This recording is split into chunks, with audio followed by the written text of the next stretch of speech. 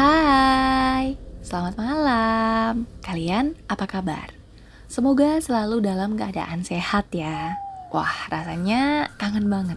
Aku udah cukup lama nih nggak absen. Semoga kali ini aku bisa hadir lebih sering untuk nemenin kalian. Cerita malam ini berasal dari salah satu teman kita yang bernama Mas Adin. Beliau akan menceritakan pengalaman seremnya saat liburan di rumah nenek. Iya, lagi-lagi ceritanya tentang liburan di rumah nenek. Penasaran kan? Yuk, kita mulai.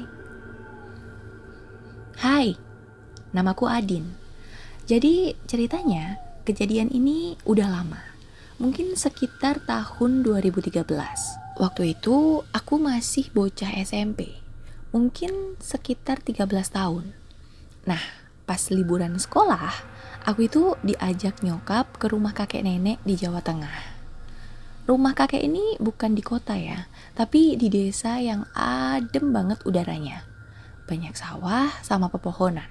Kakek sama nenekku ini orangnya bisa dibilang cukup berada lah di desanya. Mereka punya banyak lahan yang tersebar di beberapa tempat. Ada kebun kopi, sawah, kebun jagung, dan lain-lain. Tapi letaknya itu terpencar-pencar. Gak ada yang berada di dekat rumah. Jadi kayak semuanya itu ada di pelosok desa gitu.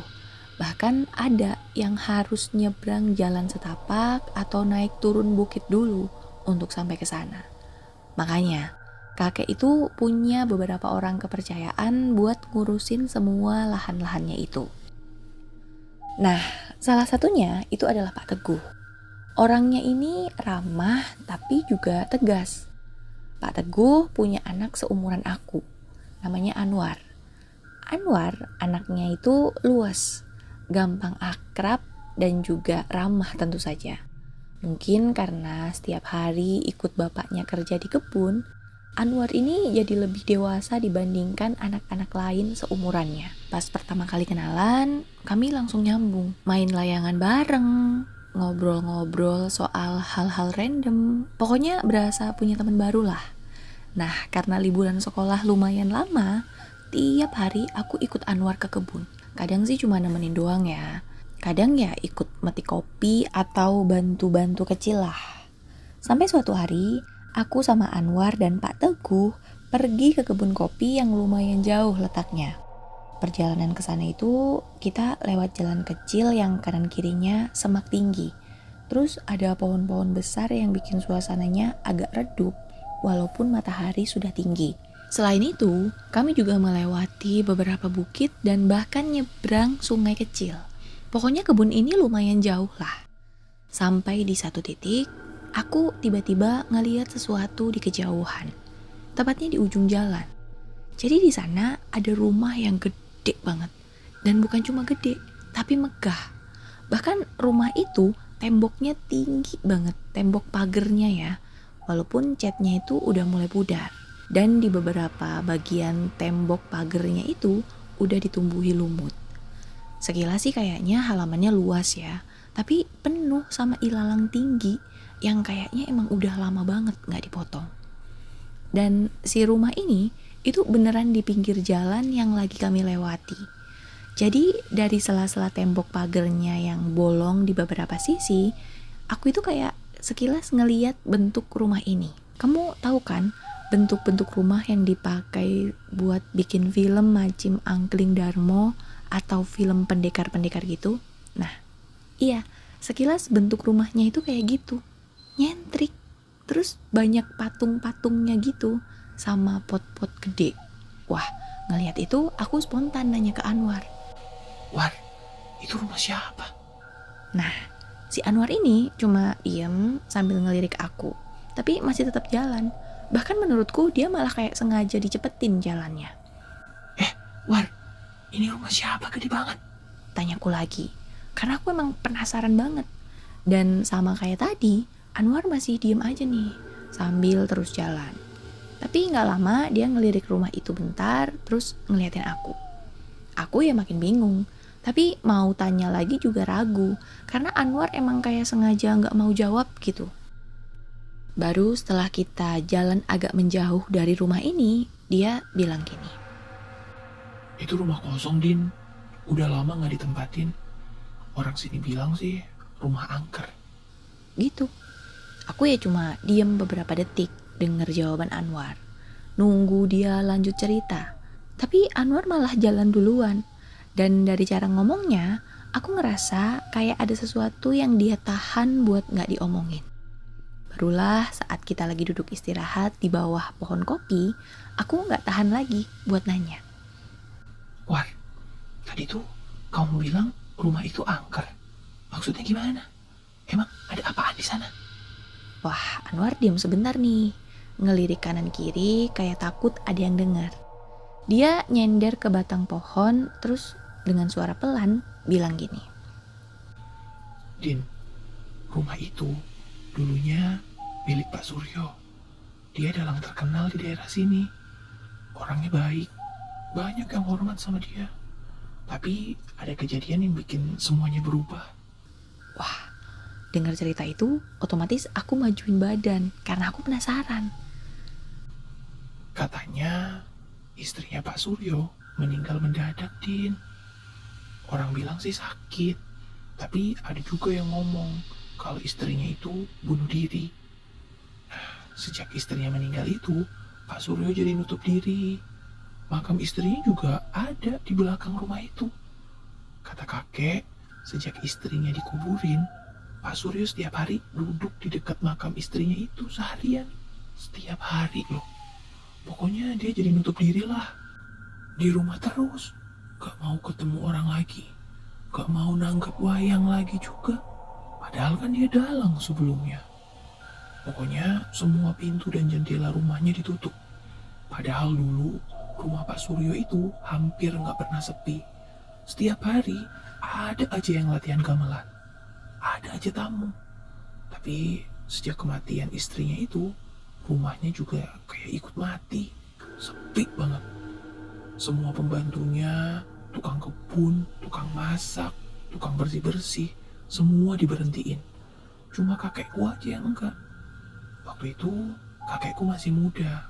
Dan dia emang kayak orang kepercayaan Pak Suryo gitulah. Dan jadi satu-satunya orang yang masih terhubung sama Pak Suryo.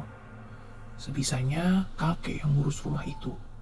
Masakin, keluar beli keperluan rumah, dan semuanya pokoknya dilakuin sama kakekku. Terus dia meninggal juga. Iya, dia ditemuin meninggal di ruang tengah rumah itu, Din. Yang nemuin juga kakekku. Nah, sejak itu rumahnya kosong. Warga sini percaya arwah istrinya sama dia masih di situ. Kenapa rumahnya nggak ada yang nempatin aja, War? Keluarganya mungkin? Kalau kata kakek, Pak Suryo ini pendatang. Nggak ada yang tahu mereka itu sebenarnya dari mana. Jadi nggak ada yang tahu juga keluarganya di mana. Dan selama kakek ikut Pak Suryo juga, kayak katanya sih nggak ada yang pernah datang ke situ ngaku sebagai saudaranya. Makanya begitu Pak Suryo meninggal, ya udah, otomatis rumahnya kosong. Emang mereka nggak punya anak? Katanya sih ada beberapa, Din. Tapi semuanya meninggal pas masih kecil. Itu di belakang rumahnya kan ada beberapa kijing kecil. Kata kakek, makam anak-anak Pak Suryo. Pak Suryo juga dimakamin di situ, War. Iya, dia, istrinya, anak-anaknya, semua di situ makamnya. Makanya makin serem aja itu rumah. Wah, dengar cerita itu, rasanya punggungku dingin. Takut, tapi anehnya penasaran juga. Kamu pernah masuk ke sana, War? Pernah dulu sama kakek, tapi dulu banget. Setelah itu nggak pernah lagi. Kalau kakekmu masih sering ke sana? Kayaknya sih udah nggak pernah, Din.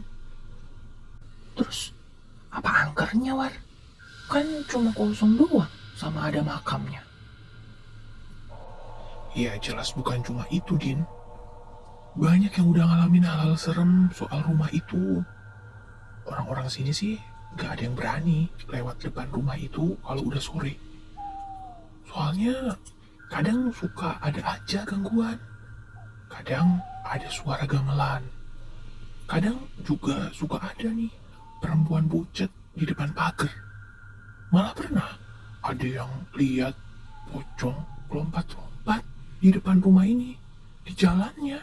Jadi orang yang mau lewat mundur lagi. Aduh, macem-macem deh, Din. Malah pernah, katanya dulu anak Pak Diparno apa siapa gitu. Dia itu bandel, nekat masuk lah. Niatnya sih mau buktiin kalau rumah itu biasa aja. Pulang-pulang, dia demam tinggi, dan itu berhari-hari. Nah, pas demam itu, dia ngigo, teriak-teriak minta tolong. Pokoknya baru sembuh pas udah diobatin Pak Kiai. Dan setelah itu, dia nggak bandel lagi. Tapi ya dia juga nggak pernah cerita, dia lihat apa atau ngalamin apa gitu di dalam rumah. Ya udah, sejak saat itu, orang makin takut aja deket-deket rumah itu. Bahkan buat sekedar lewat aja, banyak yang udah nggak berani. Udah yuk, mulai kerja lagi. Ajak Anwar. War, gimana kalau kita nyoba masuk, War? Hah? Maksudnya? Masuk rumah angker itu? Gila kamu. Itu rumah bukan sembarangan, Din. Ya, tapi kan kita cuma lihat-lihat aja. Lagi pula, kita kan berdua, War. Masa takut sih? Kataku. Pokoknya gak tahu kenapa bisa-bisanya aku ngomong gitu.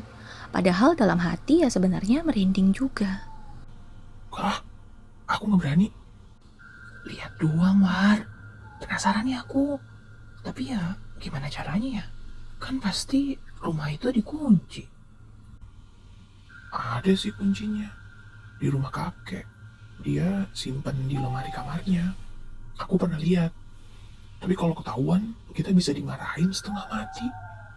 Wih, serius? Ya udah, kita nggak ketahuan, War. Yuk, kapan yuk? Bener-bener nih anak kota. Jawab Anwar sambil berjalan pelan. Tapi dari tatapan matanya, aku tahu nih, dia mulai kepancing. Nah, singkat cerita, beberapa hari kemudian kesempatan pun datang. Siang itu, kakek Anwar atau kita panggil aja namanya kakek Awi pergi ke ladang jagung.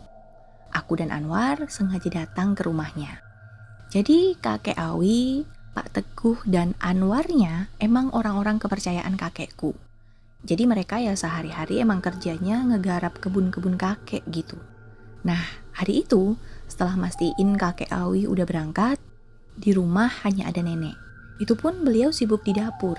Jadi aku sama Anwar yang tadinya pura-pura main di halaman, pelan-pelan mulai menjalankan rencana, yaitu nyelinap masuk ke kamar kakek. Wah, saat itu aku deg-degan banget nih, ngikutin Anwar ngendap-ngendap masuk kamar. Begitu sampai kamar, Anwar langsung ngebuka lemari kayu yang ada di pojokan.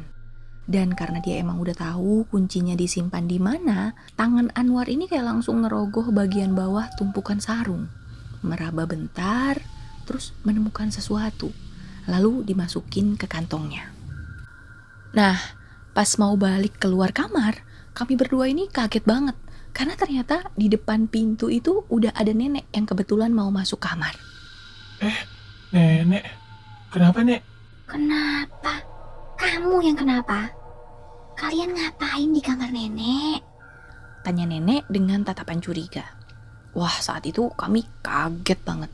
Kaget, takut, aduh jadi satu deh. Ngapain di kamar nenek, ah? Tanya nenek dengan tatapan curiga. Ini, tadi kita main petak umpet, Nek. Si Adin malah ngumpet di sini, Nek. Maaf, dia nggak tahu ini kamar kakek nenek. Iya, dia nggak tahu. Iya, Nek. Maaf ya, saya nggak sengaja. Walah, udah gede masih main petak umpet. Udah sana, ke kebun aja, bantuin kakek. Lega banget kami saat itu. Cepat-cepat kami berdua keluar dari rumah nenek. Lalu lari ke jalan dan ketawa terpingkal-pingkal di jalan. Belum lagi kami masuk rumah angker, jantung udah mau copot. Nih, kuncinya. kata Anwar sambil ngasih lihat sebuah kunci kuningan yang kelihatannya udah mulai hitam warnanya. Sekarang? Iya, sekarang aja. Keburu sore. Lalu kami pun jalan ke rumah Pak Suryo. Arahnya ini bisa dibilang di ujung desa, di belakang bukit. Selain melewati beberapa kebun warga, kami juga melewati sebuah bangunan yang kayaknya dulu sih balai desa yang udah gak dipakai. Deretan kebun cengkeh, barulah sampai ke area rumah Pak Suryo. Dan entah perasaanku aja atau emang hawanya beda, perjalanan ke rumah Pak Suryo ini rasanya beda.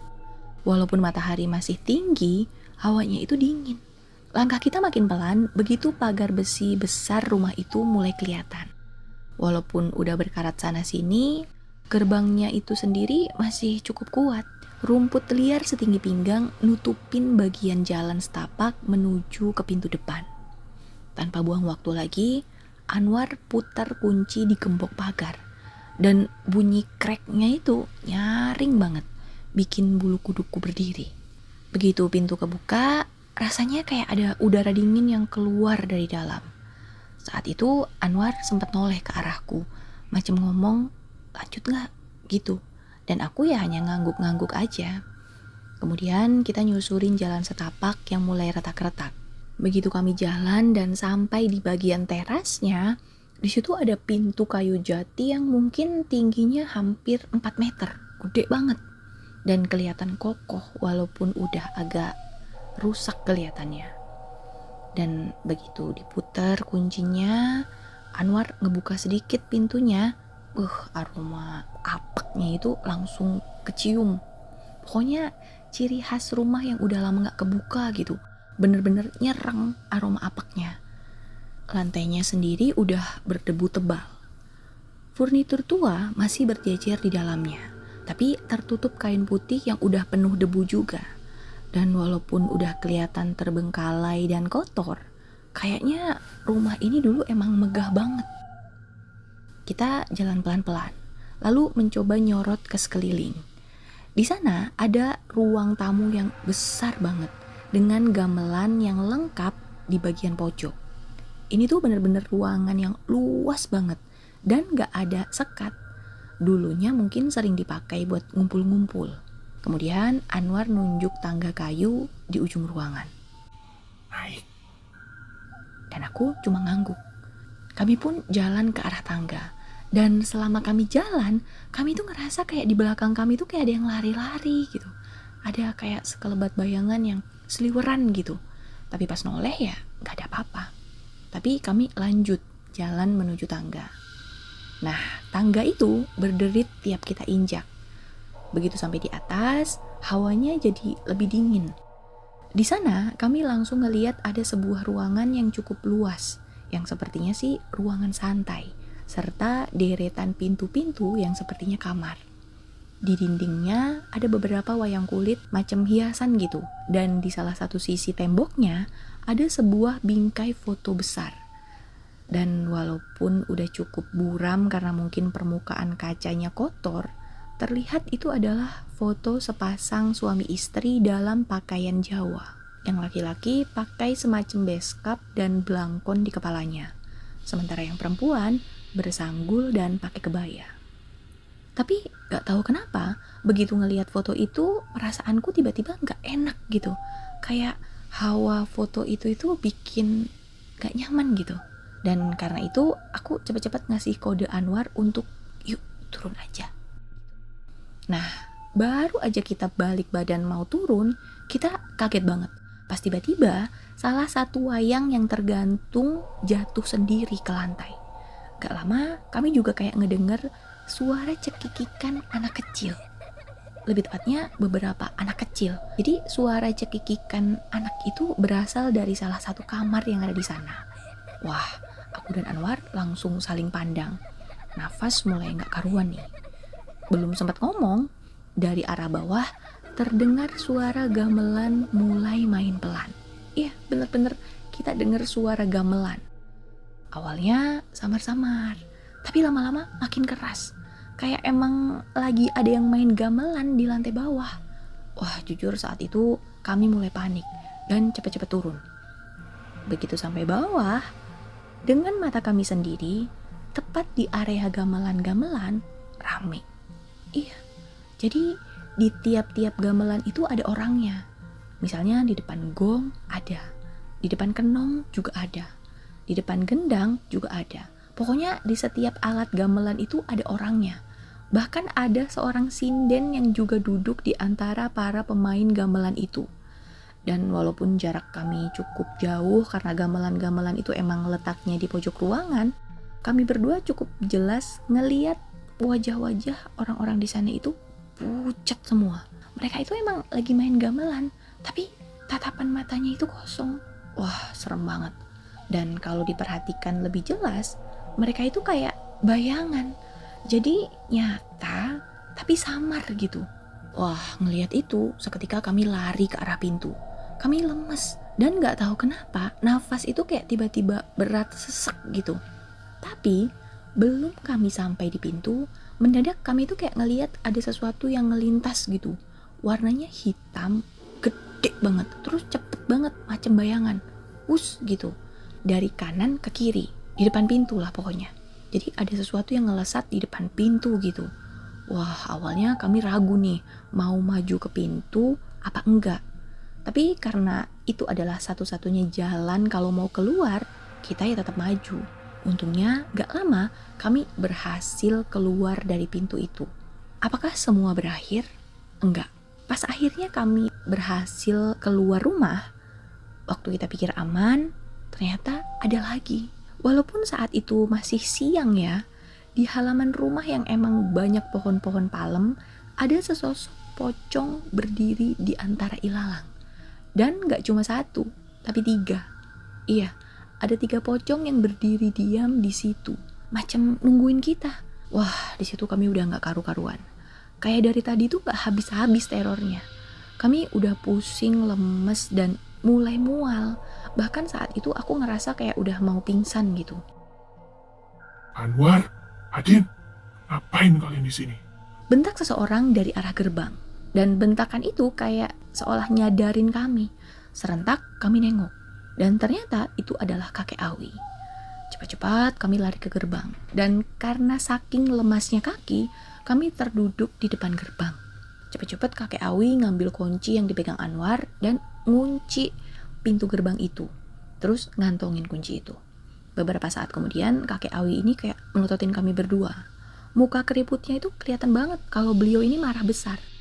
Tapi mungkin karena ngelihat kami yang udah bener-bener payah, badan juga udah basah kuyup keringetan, beliau pelan-pelan cuma ikut duduk di antara kami dan ngelus-ngelus pundak kami.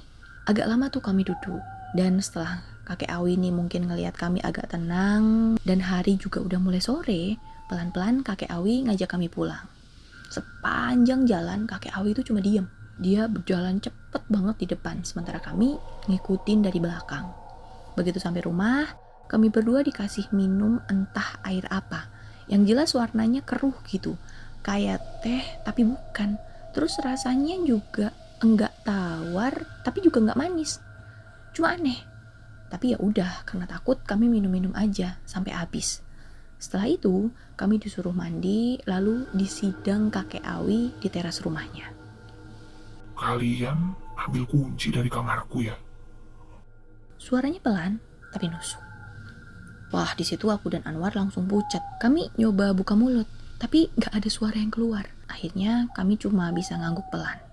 Kunci itu bukan sembarang kunci. Kakek simpen bukan cuma buat kenangan, Ger.